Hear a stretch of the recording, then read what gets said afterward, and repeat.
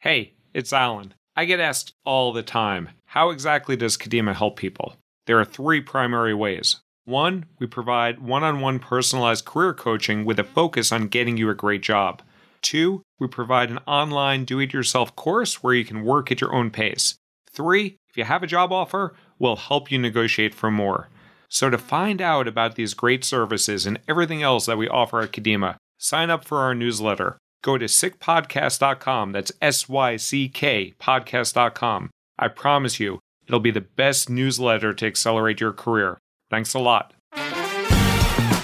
Live from Brooklyn, welcome to the SYCK Podcast, starring Alan Stein, where he steers your career with Kadima. And now, ladies and gentlemen, I have the pleasure of introducing a host that is about to embark on an epic series that's going to change the way you accelerate. And I have accelerate in quotations. Alan, is that accurate? That is correct, Russ. We are ready to accelerate some careers. I'm really excited today to have Jeremy Schifeling on the Steer Your Career podcast, the SYCK podcast that we call it here at Kadima. Jeremy, I've been following LinkedIn. I don't know, you came across my path multiple times when probably I've performed some Google searches in the past of how to do things more effectively on LinkedIn and your name came up, or I don't know. When people say how to use LinkedIn properly, your name always seems to come up in the conversation. So just like I meet lots of people nowadays, I reached out to Jeremy on LinkedIn. We established a relationship there, and now I'm very excited to have you on my podcast today. So welcome to the SYCK podcast. Hey, thank you so much for having me, Alan. You know, after we got a chance to connect, I really felt like you're a kindred spirit, like you want to see more people break into tech, get access to opportunities. So I'm so happy to be here. Yeah, awesome. And we have a lot of similarities in our background too. You worked at Google. I was there. You worked at American Express. I was there. Both have MBAs. We both worked in tech for a while, and we're both really nutso about LinkedIn. I'm not so nutso that I work there, but it is a company that has been on my target list. I actually just went there to have lunch with a friend in the New York office. So you have great offices, or I know you're not there anymore, but great offices in the New York area. But tell the audience a little bit what you're doing now. Yeah, for sure. So, you know, one of the things that I learned when I worked at LinkedIn is just how powerful a tool it was, not just for like the typical types you might expect for headhunters and CEOs and that type of person, but instead for students and recent grads, people who are trying to get their big break. And so I recently had a chance to write a LinkedIn book with someone I met at LinkedIn, Omar Garriott, and this is sort of a labor of love for us, like getting a chance to talk about, you know, all the insider secrets we learned and expose them to the outside, give them to everyone across the world to land their next great opportunity. Awesome. And you didn't put that fully in the screenshot, so can you put that in the screenshot? Oh, and yeah, say yeah, the name for sure. Of the book there you also go. For our listeners? Yeah, it's called Linked, and what's the subtitle there? Because yeah, I've got a lengthy one. It's Conquer LinkedIn, Get Your Dream Job, Own Your Future. Hopefully not too bold, but that is the promise. Nice. And I'm listening to it right now, so I haven't finished the whole thing, but it is the Bible of LinkedIn, and now it's something I'm going to recommend, if not require, for the clients at Kadima to listen to this, because the way you break it down, the rationale behind it, the way you and Omar are very clear and articulate of talking about the recruiter side and how someone should utilize LinkedIn effectively for their audience. And talk a little bit about that, because there's 900 million people on LinkedIn now, something like that, 850 million, 900 million. People are doing different things on there. There's some people that are now trying to be influencers. That's what I'm trying to do on LinkedIn now, because I'm at a different stage in my career. But a lot of people use LinkedIn to land jobs, to accelerate their career. Talk about your experience from being inside LinkedIn for a couple of years, and just your knowledge of the space of what they're looking for. Those people that are like those hundreds of millions of people that are on LinkedIn trying to advertise their wares to an employer. What are those employers looking for? Yeah, I'm so glad you called that out, Alan, because that really is the big difference between LinkedIn and every other social network. You know, so often the students and recent grads that I worked with when I was at LinkedIn said, hey, that's like the boring social network. That's the one my dad or mom uses. And it's all because they didn't see what was happening behind the scenes, which is there's a whole nother side to LinkedIn where recruiters are coming onto that tool looking for top talent across the world. And so if you're not on LinkedIn, if you don't have a profile, you're basically leaving money on the table because every time a recruiter searches for your skills, they're not finding you. So you don't have to go to LinkedIn to post a lot of content or share or do the stuff you do on TikTok or Facebook, but at least have a great profile there because that gets you in the game, that gives you a chance to be found. Yeah. And I like how one thing you said there is that you don't need to create a lot of content. And I know there are some career coaches out there that have gotten a little too excited about posting content themselves and now wind up coaching their clients that, hey, that's a key aspect for you to get noticed by employers about posting a lot of content on LinkedIn. I disagree. You're someone who's an expert in this space. How important is it for a candidate to be posting on a regular basis? Yeah, great question. So the way to solve this and all other LinkedIn questions is always to put yourself in the shoes of the person on the other side of the screen. So imagine you're a recruiter at Google, at Salesforce, any of the great companies you worked at, Alan. If you are doing that, you are looking for the best talent in the world and you're competing with the best organizations for it. So you are not going onto LinkedIn and saying, hey, show me a product manager or a data scientist who posts a lot on LinkedIn. You're saying, show me someone who has all the right keywords, the right skills, the right experiences to come in and knock people's socks off. Who's going to get me promoted, not fired. And that does not mean that they're going to be a prolific LinkedIn poster. That means they're going to be prolific at what they actually do. And so that's why I say there's lots of reasons to post content. You know, if you want to be a thought leader, if you want to do sales, that's great. But if you want to find a job, focus on what your main audience cares about, which is your profile, your keywords, how they can discover you. So let's talk about the profile. And I know your book goes into a lot of depth of the profile because that's the first thing that a recruiter or anybody, when I looked up you the first time on LinkedIn, I went to view full profile. And that's what I saw with you. I think I looked on my computer rather than mobile, probably the first time I saw you. But what are recruiters or hiring managers, and we can talk a little bit about the difference of those, but anyone who's trying to recruit talent, talk about their perception and their experience on the site and how you as a candidate can design your page and your information to meet their needs, their desires. Yeah, great question. So there's really just two steps to it. There's being found and there's being picked. So to be found, it really is all about keywords. You can imagine that there's this $10,000 per year per seat tool called LinkedIn Recruiter, which LinkedIn sells to pretty much every recruiter in the world because they have a monopoly on that talent. And I can say that because I don't work at LinkedIn anymore. And so now, if you're a recruiter, you might say, show me a product manager who has a background with road mapping, product specs, wireframes, B2C, and EdTech. Those are the things that I really need based on talking to the hiring manager. I plug all those things into the algorithm. LinkedIn spits back all the best candidates who have those all over their profile. Their headline, their about section, their experience, their skills. It's like ding, ding, ding, we've got a match. And so now maybe I have like 100 people to look through. But even as a recruiter paying all this money to LinkedIn, I still only have maybe 25, 30 emails to send over the course of a month. And so I got to be really picky who I reach out to, who's worthy of that email. And now I got to look for other things like, what does your photo say to me? I know this can seem really ridiculous here in this age of technology, but it's still a human being making this decision. And LinkedIn's own data suggests that people with profile photos are 14 times more likely to be picked by recruiters than those who don't have them, no matter how qualified they are. So we're getting a sense of, does this person seem collegial? Do they seem friendly? Would they be a great teammate? We're also saying, do they know anyone in common? Do they know anyone in my company? Are they raising their hand? Are they open to work on LinkedIn? All of those are signs that they're worth reaching out to versus someone who's on the sidelines, not really interested. Yeah.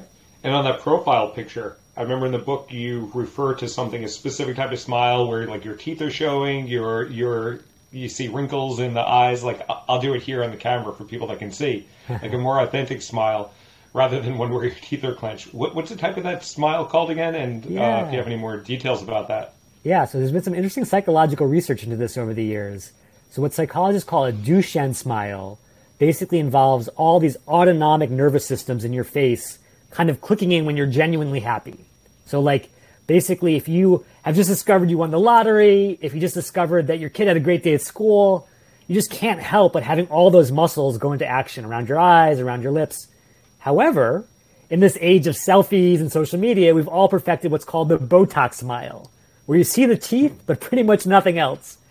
And one of the savvy things about our human DNA and our human sort of programming is we can instantly detect the difference, that genuine smile versus the faked one. And we're automatically attracted to the former, which is why it's so important to be authentically happy and have that Duchenne smile when you're staring out at that sea of recruiters. So am I authentically smiling at you now, or am I bullshitting you? Yeah, that's right. Good question. And I'm sure there is a way to fake it a little bit. But my point is like, if you look at it, you're like, wait a second. Smile. Yeah, that guy's got a little Botox going on. You're in trouble. Yeah. No, I'm not a big fan of needles, so that's not for me. And it sounds also like you may have like a psychology background, or you're very into thinking about how people's decisions are made. And I say that you at the Ross School in Michigan got your MBA in marketing. I was also marketing, like that's where I focused my MBA on. Do you have a psychology background as well from some of those fancy terms you were using with the smiles? No. I wish I could say it was like some, PhD in psychology, but I was actually a kindergarten teacher at the start of my career, not too far from you, Alan, in Bed-Stuy, Brooklyn. And so one of the things I learned as a kindergarten teacher is at the end of the day, it's all about people, right? Even when we talk about algorithms here in 2022, at some point, a human recruiter, a human hiring manager has to fall in love with you, has to want to go to bat for you, the same way that I had to get my kids excited about me in their classroom.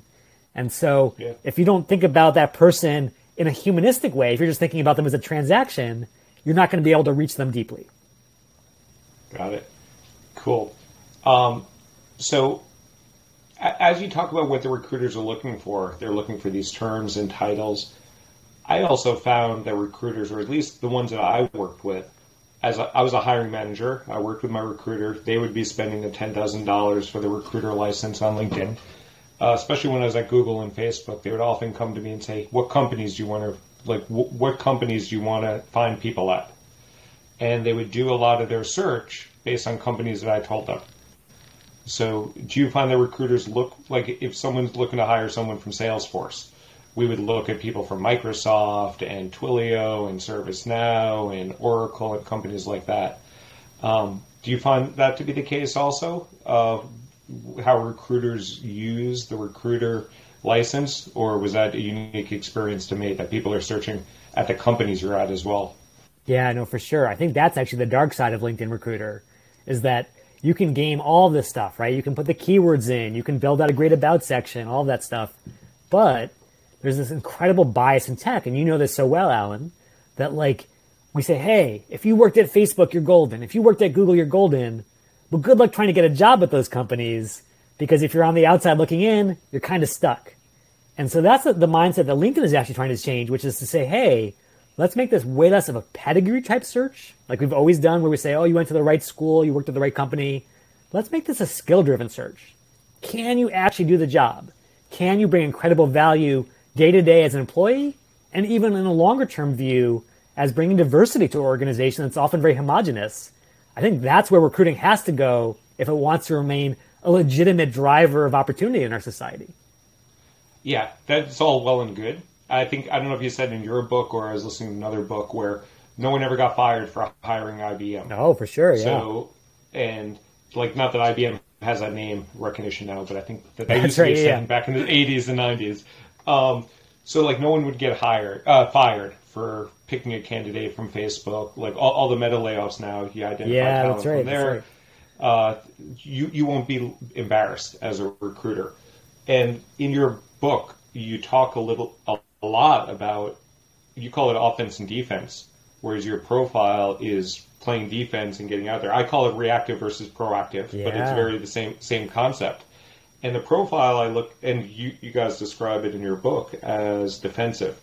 So, and because where I'm getting at here is, if you do not have the Google on your resume, or you do not have the LinkedIn on your resume, or you don't have American Express on your resume, there are ways to also get great jobs. And I think that's where it gets a little bit more offensive. But love to hear your definition of defensive versus offensive and how you consider that.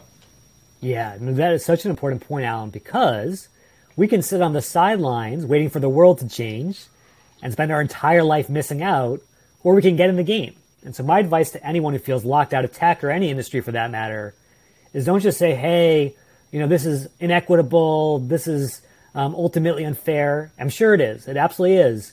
But you can actually create your own luck. And the way you do that is, again, you go to LinkedIn and you find someone on the inside to make you an insider.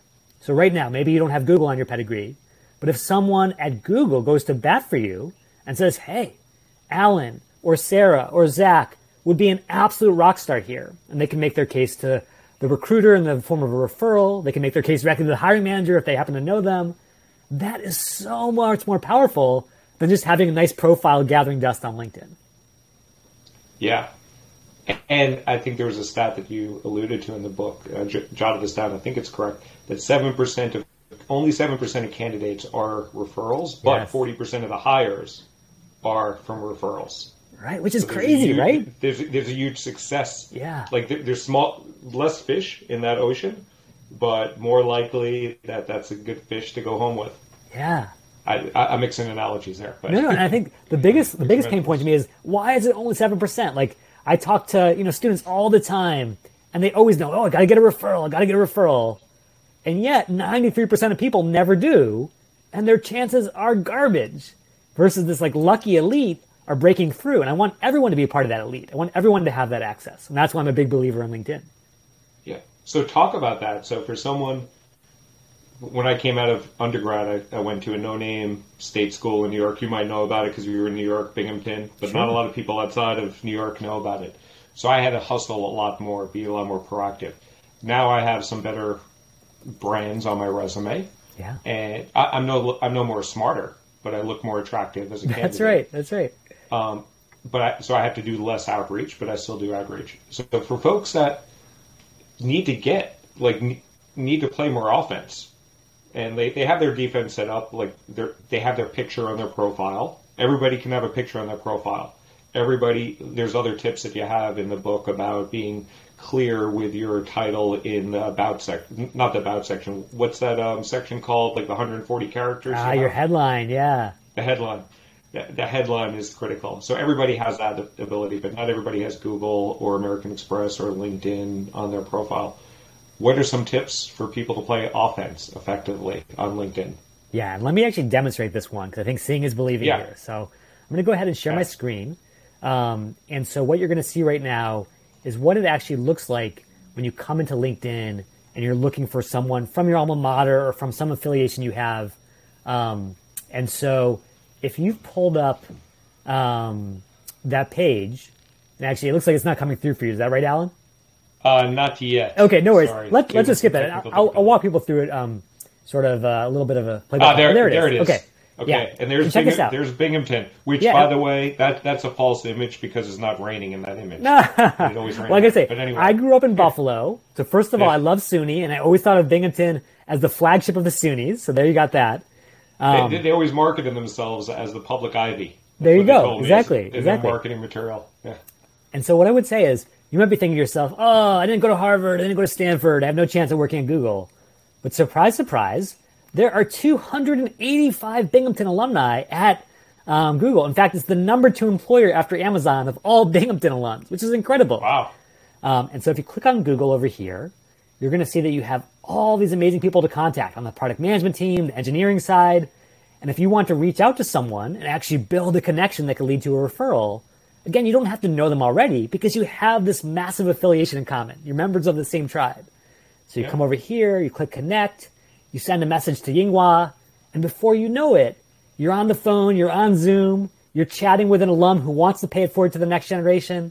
And at the end of the call, all you say is, Yinghua, you have been absolutely amazing today. You've rocked my world. Would you do me one final favor? If I sent over my resume, would you mind putting it in the referral system? And Alan, you know as a former Googler, if I get hired based on Yinghua's recommendation, what does she get? $4,000 if it's still what it was when I was at Google. Yeah, when I was there, it was up to like $25,000. So really, I think for certain super in demand roles. I got a lot of scrubs in there, I guess. yeah. But my point is that I think so often, especially as students, but even as mid-career professionals, we look at referrals as like, whoa, I'm asking this really big ask of someone.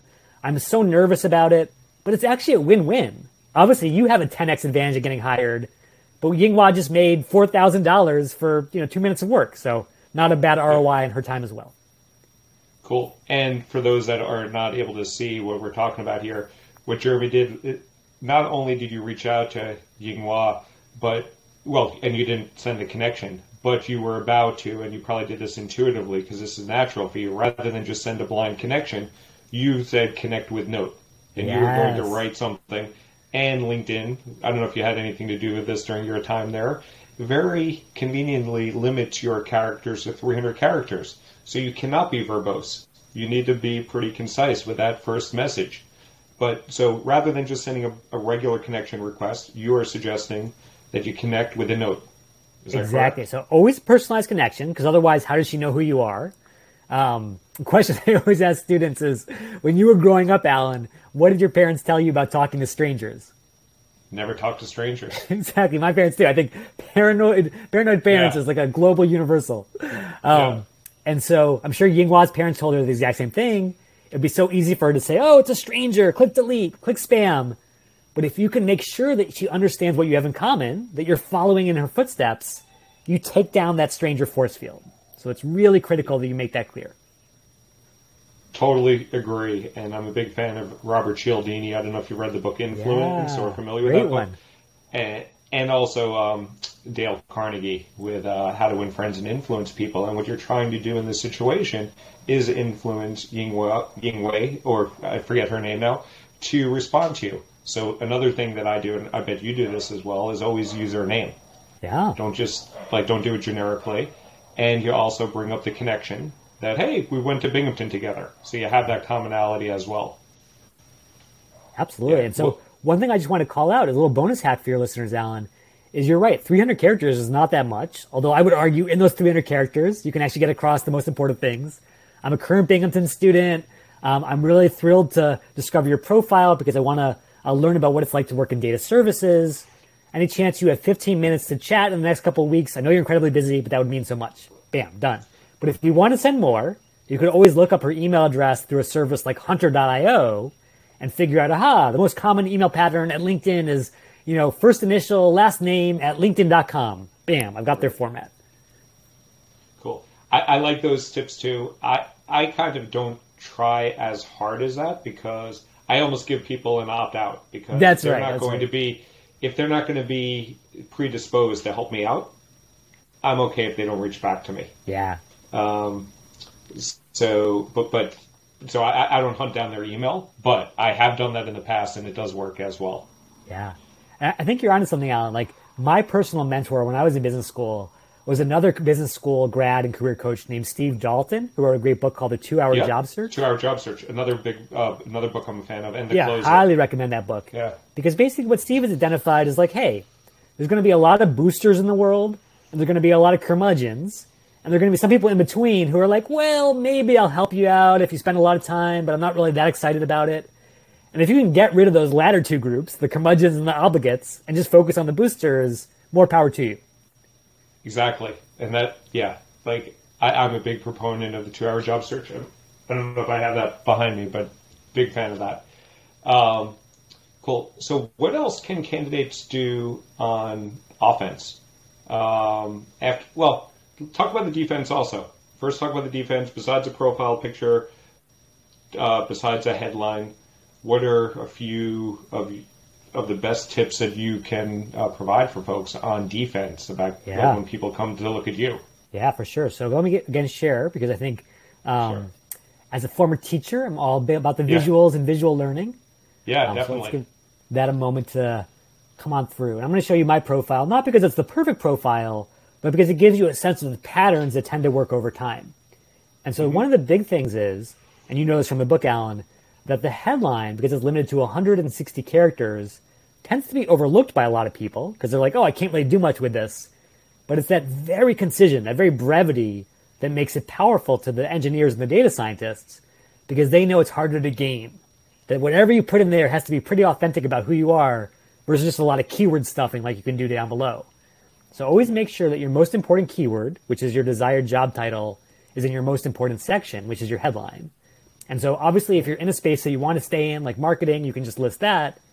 But if you're an aspiring marketer, a current student or a career changer, you actually want to signal that, even if you're not that thing already. So seeking marketing opportunities, exploring product management roles, whatever it is, get that sort of clear North Star in there because, as Wayne Gretzky said, you don't want to be just skating where the puck is now, you want to be skating where the puck is headed. Yep. Awesome. And you have a good picture there, and you have a good background banner that says teach on there. You have the company where you're at now, which has a high profile, Khan Academy, great company, and you have your business school on there as well. And you have your location, which you talk about in the book also. Why is location important, and what sort of flexibility does a candidate have to use some creative license with, like yours says San Francisco Bay Area. Yeah. You happen to live in the San Francisco Bay Area, but it doesn't mean that you have to.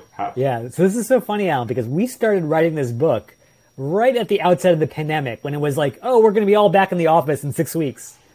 And so back in the 2019 world where our brains were at that time, it really was all about location. You know, if you were a recruiter at Google or Facebook or wherever, you'd prefer someone right down the block than on the other side of the world. And so when a recruiter goes into that LinkedIn recruiter tool, they're not just filtering for job titles and for skills, they're filtering for location. Show me someone in the San Francisco Bay Area, everyone else is out of the running. However, in our new 2022 world, where at least in tech, a lot of us are still at home, myself included, I think that's mattering a little bit less. And so obviously there are recruiters who are saying, hey, I'm open to anyone across the country, even around the world. And so maybe it's not always as pertinent. That being said, if you happen to focus on a job in a specific location or focus on an industry where being in the office actually still matters, then I would say, again, go back to that Wayne Gretzky quote. Don't just say, hey, I'm in Topeka today, if there's no recruiters who are searching for Topeka. Say, I plan to move to Seattle in the next month, so I'm going to actually preventatively basically get that onto my headline today. You know, Emerald City, here I come. And that way when a recruiter is searching for tech talent in Seattle, I'm not excluded. Instead, I'm included. And they can reach out and they can say, oh, you're coming to town in 2 weeks. Let's set up an interview. Yep. And there are a lot of companies that are, I disagree, but are having people return to work. So location is becoming more important again. True. Another thing, so I'm looking at your profile here, and this is the profile that you can see. And by the way, so you don't have on your profile picture what I call the green circle of desperation. that says open to work, which essentially signals to all 900 million people on the LinkedIn platform that Jeremy's open to work. However, on your profile here, I don't know if you're okay with me saying absolutely. But you have it indicated that you're open to work, and you're looking for the certain sort of titles that are higher than where you are now. So talk about the differences between the green circle of desperation. That's what I call it. I'm sure the product team at LinkedIn doesn't do that. And in the book, you do talk about some reasons why to utilize that. I find very rare reasons to utilize it. But talk about the green circle versus only showing it to recruiters only, and when a candidate should choose one versus the other. Yeah. So first of all, this open to work thing, which launched a couple years ago, is still not known to a lot of candidates. And by candidates, I don't just mean people who are looking for a job today. I basically mean any professional. Like, I am personally not looking for a job, but I always keep it on because you never know when a great opportunity might come to you. Again, that's the power of LinkedIn. And you can signal that as well. That being said, what Alan's referring to with this green circle of desperation is there are two ways to let people know that you're open to opportunity. The first one is the way that I do it, which is says, hey, again, I'm not really actively looking. I'm happy to have recruiters see that I'm available for opportunities, but I only want recruiters checking that out. And that's sort of the default one. However, if you are more of a free agent and you really are going out there, you could turn on this little thing that puts a green circle around your headshot. Now, I think Alan is right. There are probably tons of recruiters out there who see that as completely desperate and will overlook you as a result. That being said, I will defend it a little bit because LinkedIn's own data suggests that people who had this on were 2 times more likely to find a job in the next 30 days. Now, that could be more of correlation than causation, Maybe they were more desperate, and so they were just going to find a job more quickly no matter what. But the other alternative theory is that there's this really powerful sociological research called the power of weak ties, which is the idea that we all assume that's our friends and our family who are going to help us find a great job because they want to help us. But in reality, who ends up helping us most of the time, Alan, when it comes to those referrals? Yeah, it's people that you haven't talked to in years, maybe like a high school buddy or something that you just reconnected with or ran into at the pizza shop or something like that. Exactly. And so the case that LinkedIn wants you to believe, and again, I don't know the full data here, is that by putting this out there, you're activating that weak tie network. All the random people in your network who you haven't talked to in a while now see that every time you post on LinkedIn. And they're like, hey, Alan's looking for a job. Jeremy's looking for a job. That's amazing. I've got a great opportunity with him in mind. And so LinkedIn's just done a recent study that actually confirmed that analysis. They worked with a professor at MIT, and they discovered across 20 million users that you are much more likely to be referred and introduced to opportunities by people at the peripheries of your network. So make of that what you will, but that's the defense of the green circle of desperation. So, but you can still benefit from those weak ties, and you can do it a little bit more clandestinely as well. So I'm a big believer of weak ties. And I think that there's ways that you can re-engage with people on your LinkedIn network that you haven't contacted in years. And there's also good tricks that you talk about in the book about how you're probably not even connected with everybody on LinkedIn. Actually, almost everybody is not. That is in your contact database. So there's probably a lot of people that you may not even know may work at Google or might work at like Salesforce or might work at Twilio or whatever. That's exactly right. And so let me ask you this question, Alan. How many people do you think the average human being tends to know over the course of a lifetime? It's a good question. I don't know. Like it's hard. 2,000? I don't know. Yeah, some of the research I've seen suggests about 5,000, but obviously it depends on where you live and who your network is and all that. What I find is when I worked at LinkedIn, the average number of connections per user was something more like 20 than 5,000, which tells me a lot of people are leaving money on the table again, which I hate.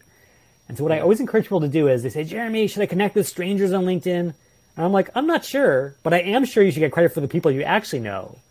So come over here to my network, come over here to the add personal contact section, and basically just import your address books. So your Gmail or your embarrassing old Yahoo or AOL account like I have, get credit for those weak ties because you never know when you come over here and say, show me who I know at Google. You may discover there are lots of people you haven't been in touch with in a long time who now work on the inside. And those can be the folks who give you the referral that get you access to the job. That's huge. And when you advise people, or whether you do this, when you reach out to some of these people, are you typically also using that function of connecting with a note rather than just connecting blindly?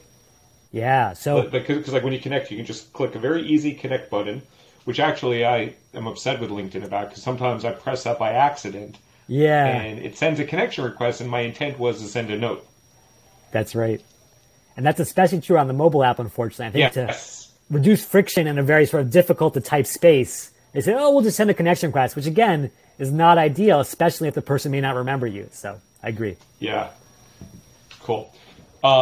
So say someone's not at a top school, not at top companies. So you showed one way that from someone from Binghamton, which is not like necessarily like Harvard or Stanford or something like that, was able to find, I think there were 250 plus people at Google. Yeah. If someone might have gone to a smaller school, or what other ways can people be creative about having that offensive initiative, and what sort of strategy should they take out about that offense? There's 900 million people on LinkedIn. You don't want to just start shooting requests to all 900 million. First of all, LinkedIn won't let you. Second of all, it doesn't make sense. Yeah. So let's say you want to break into the big G, and you're like, well, Binghamton is almost too easy because they have hundreds of thousands of alumni. What if you went to a small liberal arts college like I did? Obviously, you can always filter for your alums. So you go to all filters and you filter for school. But you can also filter for other things. So you might say, hey, like I did an internship back in undergrad where I worked for IBM. And like you said, maybe IBM has lost some of its luster. But if you click show results, there are 6,100 ex-IBMers at Google. And you can reach out and say, hey, we have this other alumni affiliation in common. Can I hear what it's like, apples to apples, when you compare IBM to Google? I know Michael. He's a good guy. There you go. Look at that. Yeah. Look at that. That's the power of LinkedIn. And that's just one example. Like you could say, hey, I don't even have a tech background. Like again, when I broke into tech, I had never worked at any tech company, period. But if you go to connections and instead of searching for first degree, you search for second degree, what you discover is there's exponential math as you move out in your network, where even if you don't know anyone directly, chances are the people that you know people on the inside. And so if I wanted to get in touch with Tyler, I could go cold and he probably never responds to me, or I could have Chris introduce me, and now I have almost a surefire way of getting in touch. And then finally, you might say, well, I'm just starting my life. I don't even know people, period. What about the fact that during college I volunteered with Habitat for Humanity? Bam, almost 100 Googlers also volunteered at Habitat. Could you reach out based on those shared values? And I think what you're exactly what you're doing here is you're looking for some commonality with somebody. Yes.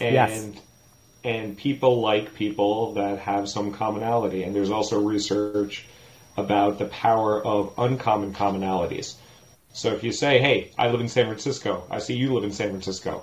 Yeah, so do I don't know how many million people live in San Francisco. But if you say, hey, I work for Habitat for Humanity, and I build houses, and I see that you did that too, that's like a more uncommon attribute to have with one another. And you're both also signaling that on LinkedIn, because you didn't have to share that information. That's exactly right, yeah. And I think some people say, oh, it's so creepy, you're finding stuff.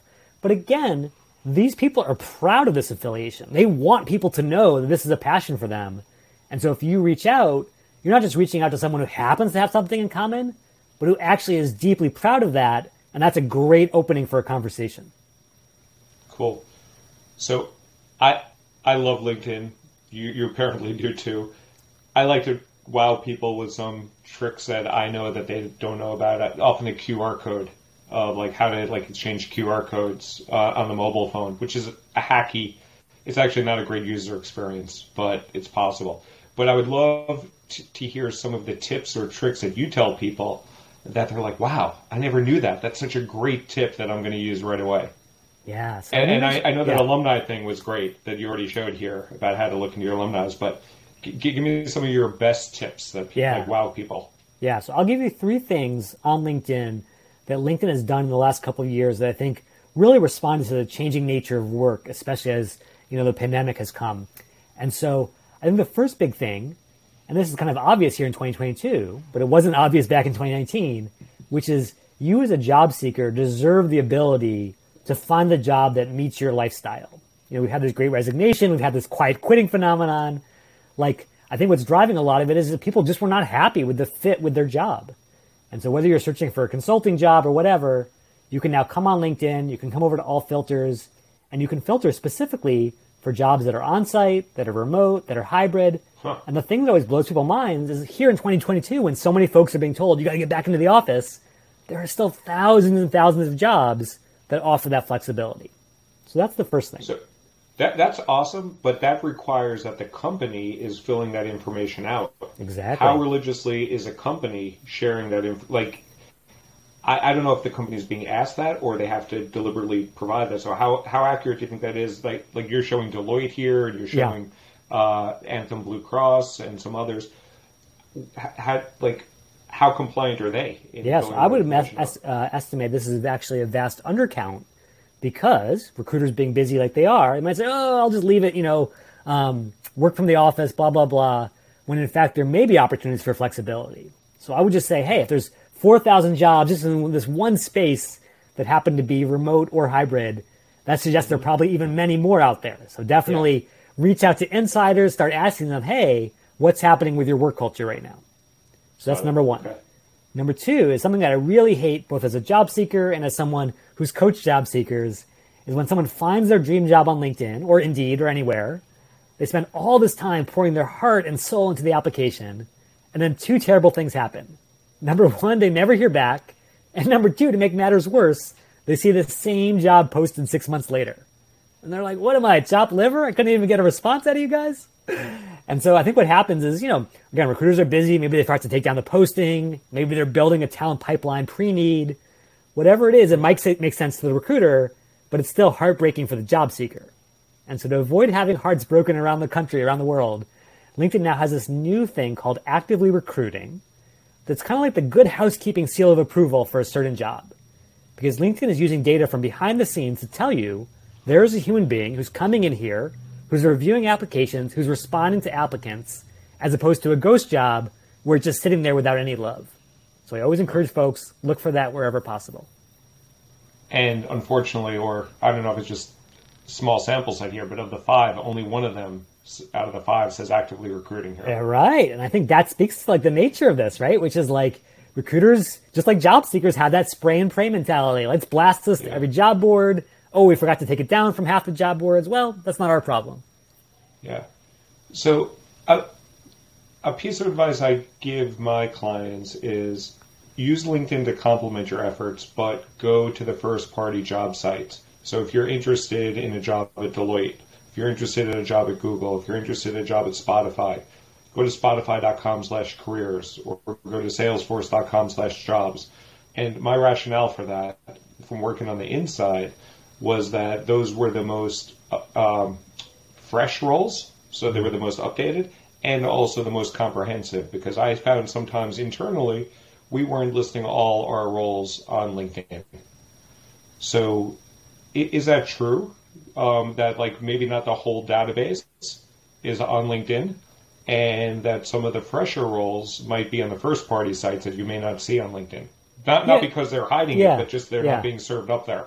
It is possible. So I would definitely say there's probably the source of truth will always be the company's own job board. That being said, when I was at LinkedIn, we acquired a company called Bright.com for $100 million back in 2013 that did nothing but scrape jobs from all across the internet, very much similar to what Indeed does. And so I would argue that LinkedIn probably has pretty good visibility.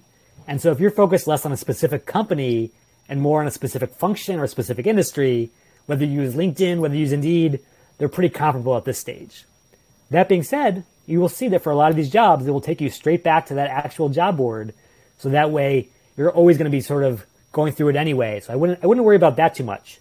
However, what I would worry about, and this is the last thing that I wanted to share, is especially now that there are so many interviews conducted online, I think there are a lot of people, especially some of the mid-career professionals you work with, Alan, who got really used to, all the stuff that made a great in-person interview 5 years ago, right? The killer handshake, the great sort of eye contact, all that good stuff. And now, maybe they're doing their first ever video interview, the little webcam blue light goes on, and they're kind of like a deer in headlights. They're like, oh my God, I'm not ready for this. So LinkedIn is trying to help them there as well. And it's kind of oddly placed, but under the jobs category, there's this tool called Interview Prep. And let's say you were going for, like a data analyst job over at one of those Instacart type e-commerce companies. So it's going to give you all these questions that are generic to pretty much every interview. Tell me about yourself, strengths and weaknesses. But it will also give you specific stuff for the data analyst world. And then for every single one of these examples, you can practice, just like pro athletes do, with recording, right? You can have someone taping your practice. So as you get those reps in, you are getting feedback and footage of how you're performing. And like a really good coach, LinkedIn has its AI zoomed in on things that matter. So it's figuring out how quickly are you speaking? Too fast, too slow? Are you varying your pitches, or are you monotone? And are you leaning on those verbal crutches, those filler words like and a? And then, to take it one step further, you take that same interview answer and you share it with someone on the inside. Because you're not just focused on how you say it, but also what you say. And you say, hey, maybe I've got someone that I built a connection with who went to my school, who's over at Instacart. So I request feedback. I come over to Micah. I say, Micah, all I want is 30 seconds of your time. If you just watch this little clip, am I nailing your values? Am I nailing your tone? How would I come off against the Instacart matrix? And I think that's a really powerful tool because, again, that is all free. Wow, this is awesome. And show me where this was again. Yeah, so this is crazy. It's under the jobs section, the little briefcase icon. And again, you're so used to looking there for like actual jobs, but for whatever reason, LinkedIn has dumped it right here under this title of interview prep. Wow, this is really cool. And so LinkedIn will record you, and then you can share that recording with someone. Exactly. And just to be clear, the recording is only shared with that person. It's not like a Google Doc link where you can share it out in the ether. Exactly. But I remember paying $138,000 for my MBA at Columbia. And they did mock interviews with us, and they videotaped us. Right. And they showed us the video back, and I realized how many I was saying. But I didn't need to pay $138,000. I could have just gone here on LinkedIn. I got other value out of my MBA. Yeah, sure. But I said a lot of uhs. Only one of my hands was moving. I don't know if LinkedIn's AI would say, "Hey, where's your other hand?" That's right. But that's really cool. I'm going to start using that with my clients. That's really awesome. Any other hidden tricks or tips that you have for LinkedIn, for folks leveraging LinkedIn? And then I want to finish it off a little bit with some diversity and inclusion questions that I have for you. Yeah, any last tip that you think that I or others may not be aware of that are really valuable? Yeah, so one last tool that I want to call out, even though it's not part of LinkedIn, is a site called JobScan, jobscan.co to be precise. And the reason I like JobScan so much is we kind of breezed over this at the very beginning, this idea of keywords and getting the right sort of language into your profile. And I think for you and I, who live and breathe this kind of stuff, we're like, oh yeah, of course, things like A/B testing or SQL or Python or whatever it is. Someone new to tech or new to any industry is like, what are you talking about? What are the keywords? And so what JobScan will do for 2 free searches a month is it'll allow you to paste in your resume or your LinkedIn profile, compare it to a specific job, and it will spit out, here are the most important keywords, and here's whether you're nailing them or not. And so what's really critical is to understand how often are the most important keywords appearing in a job description, which is the source of truth from the recruiter, and then how often are you getting them into your resume, into your profile, because the higher your match rate, the higher up you appear on the recruiter screen, the more likely you are to be chosen. Very cool. So this is just a quick pivot, and then I'll ask you one last question. But you talk a lot in your book, who the book is written for, and a part that you talk about in the book is for underrepresented groups, diverse individuals. And talk about, I'm a believer that, well, the companies are talking a big game that they want to hire diversity. They're doing a really shitty job of walking the talk.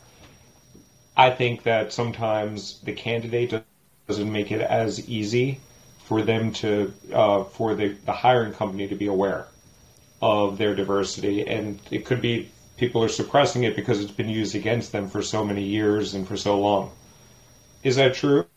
And if, like, regardless of that, how, if my assumption is that diversity now is actually an asset to a candidate, how can they subtly or not so subtly ensure that a recruiter is aware of their diversity? Yeah, great question. So first of all, I think the tech industry, as you correctly alluded to, is mostly to blame here because of the exact things you were calling out at the beginning in terms of, hey, if I'm going to only look at Facebook and Google and Salesforce when I do my LinkedIn searches, it's almost like a tautology. A completely undiverse industry only searches at other completely undiverse companies. What do they expect the results to be, right? So I think there's a lot of the blame there with the credentialism. That being said, I do wish that every diverse candidate out there knew there were companies like Khan Academy where I work, and probably a lot of the big tech companies as well, where there are savvy recruiters who are like, I'm going to search for HBCU. I'm going to search for certain Black or Latino affiliated fraternities and sororities, because I know that's a signal that we're going to get a diverse pool of candidates. And so, and I totally get this, if you were growing up in that community, you might have been told like, hey, as you enter into the white corporate world, keep all of that on the download. Don't share that because that could be discriminated against. And absolutely, there is still discrimination alive and well, including on LinkedIn. And there are a lot of studies that prove that. However, you don't want to work for those companies anyway, any place that's going to discriminate against you. And you do want to be found by the ones that value your diversity. So please, please, please, to everyone listening from that audience, like if you've got those signifiers, get them onto your profile just like you would with these technical keywords, because they can matter tremendously. That's a great point. That's a great point. So we're running low on time, unfortunately. We could probably do another 2 hours of conversation about this. And I'm still excited because I think I still have 3 hours of your book to listen to. I haven't got through the whole thing yet. But how can people find you? You have so much wisdom on LinkedIn. How can people find you? How can people find your book? And Yeah, absolutely. So come on over to linkedinguys.com. We actually have a free offer right now, which is if you review us, specifically our book, we'll review you, your LinkedIn profile. So sweet. I'm gonna review your book once I'm done. Hey, there we go. I will definitely hook you up, Alan. Feedback. I would love your feedback on my LinkedIn profile. Cool. Yeah. Sorry, I cut you off. So that's the best way. Sorry, what's the website again? Yeah, so it's linkedinguys.com. And then there's this little professional network out there that I'm always happy to connect with people on. You might have heard of it, so check me out on LinkedIn. And on that note, I have a very hard time being part of any other social network. And LinkedIn's really not a social network. It's just professionally social network. Do you have time for any other social network? Not really. And I have to be honest, I think LinkedIn, again, and I totally get that it fails the Gen Z test. If you get there, you're like, these people are talking about HR trends and macroeconomic stuff. This is boring. This is not like viral video stuff. But to me, those are my people. That's the kind of stuff I love geeking out about. So that's why I love LinkedIn. And I'm trying to get my kids on it. My son, my 16-year-old Jonah, connected with you on LinkedIn. That's I think right. You're only one of his 10 connections. I can't get my other 2 kids on it yet, but they'll be on there soon. Yeah, I got to say, this may be a bad thing in the sense that, maybe it's the rich getting richer generation after generation. But I wish every high school kid would get on LinkedIn because, Alan, think about this. If you and I knew at age 16 what we know today, and we could have started building networks, building connections, we would be completely unstoppable right now. And so I'm so jealous of Jonah and the next generation because they do have that chance. So I hope they get on board.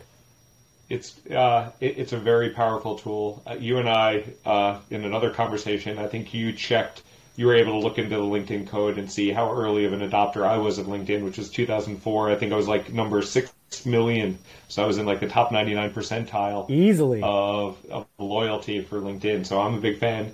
Thanks for what you did for LinkedIn in your couple of years there as a product manager. And thanks for what you're doing at Khan Academy.